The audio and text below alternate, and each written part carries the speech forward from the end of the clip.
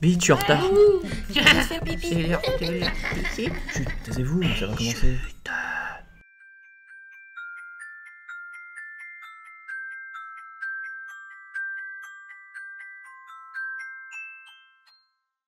Les tutos. Le chouchou garni. Coucou tout le monde.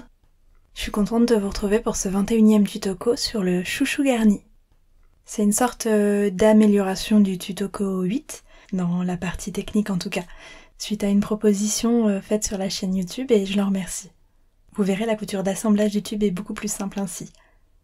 Cette fois-ci, c'est un chouchou transparent que je vous propose de réaliser, pour pouvoir y glisser des petites choses et égayer votre chevelure en cette période presque estivale.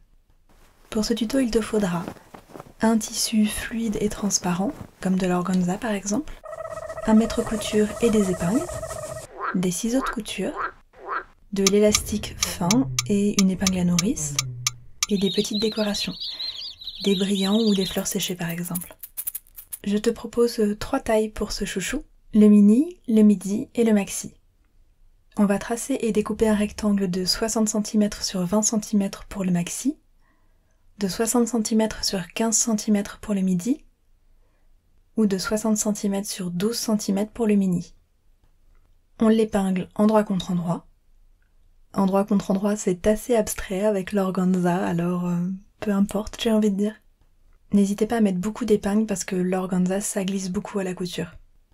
Et on va coudre à 1 cm du bord sur toute la longueur, en laissant une ouverture de 5 cm à chaque extrémité. Comme on est sur du tissu transparent, on va prendre un fil de la même couleur que le tissu, ou presque en tout cas, parce qu'il va se voir à travers. On n'oublie pas ces points d'arrêt au début et à la fin de notre ligne.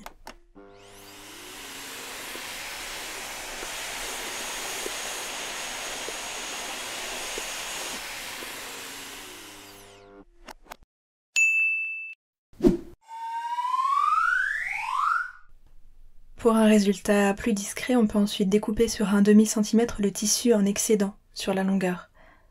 Attention, si votre tissu s'effiloche beaucoup, alors il faudra préférer un point zigzag avec un fil de la même couleur sur toute la longueur. Et encore mieux, on peut faire un ourlet rentré. Je vous mettrai en commentaire le lien d'une petite vidéo dans laquelle j'explique l'ourlet rentré. Quand c'est fait, on retourne notre ouvrage en entier sur l'endroit. On va ensuite retourner à nouveau notre tube, mais uniquement sur la moitié, de manière à superposer nos extrémités. On place donc nos deux extrémités les unes sur les autres, en alignant nos deux ouvertures de 5 cm.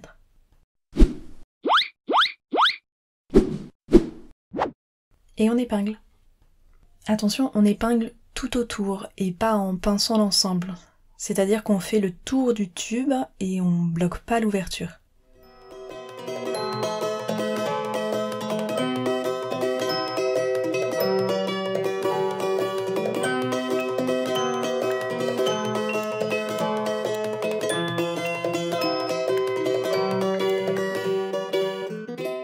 Et on coud cette partie fraîchement épinglée, à 1 cm du bord et sans oublier les points d'arrêt au début et à la fin.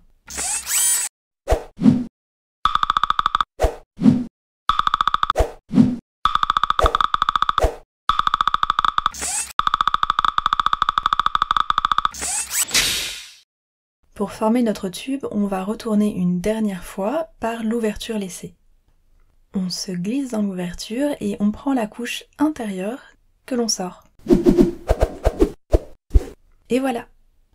On va ensuite découper un élastique de 20 cm. Attention à prendre un élastique de la même couleur que votre tissu, ou presque, puisque le tissu est toujours translucide. On l'épingle à une extrémité et on le coulisse dans le tube pour lui faire le tour. On fait attention à bien maintenir l'autre extrémité avec sa main opposée.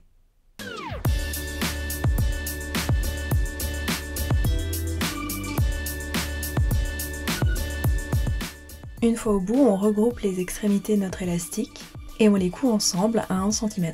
On n'hésite pas à faire plusieurs allers-retours.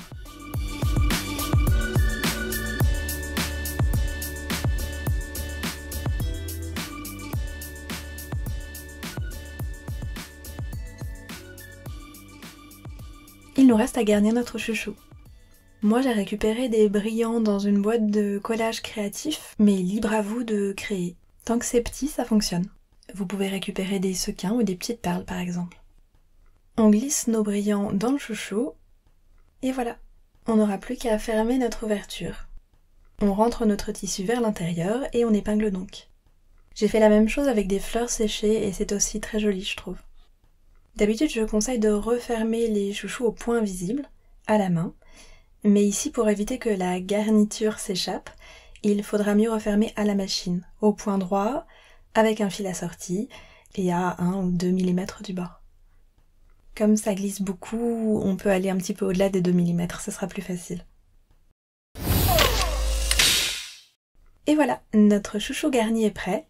On peut le porter seul ou bien mélanger les tailles et les couleurs. On peut aussi garder le principe de l'organza sans le garnir, juste pour avoir des jolis chouchous translucides. C'est tout pour aujourd'hui. J'espère que ce tuto vous a plu.